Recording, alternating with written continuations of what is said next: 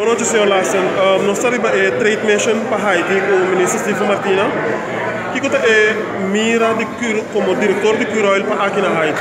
Bom, nós vamos invitar para acompanhar a ministra para a trade mission na Haiti aqui. Haiti é um mercado como muito do Caribe com um potencial muito grande. Tem quatro e nós decidimos estar Curoil também. Nós quase passamos pela construção da nós por unificar algo para Haiti também não mulher. Em sentido que nós por crescer fuel para etc. Amanhã, durante esse dia, que nós vai para diferentes instâncias de governo, para poder criar uma sinergia e caminhar para o Curoil no futuro cercano. Tem Haiti como um cliente. O mercado é grande, o mercado com potencial, o nosso mira aqui na Timester.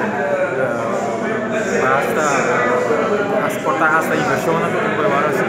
Nós estamos tem promessa de comissão para ver com nossa pequena e nossa espera com espécie amanhã nós propício que nós apoio nós mesmos deriva coisas específicas para nós vai seguir o agricultura. Nós vez mais é um prazer para nós acompanhar a ministra para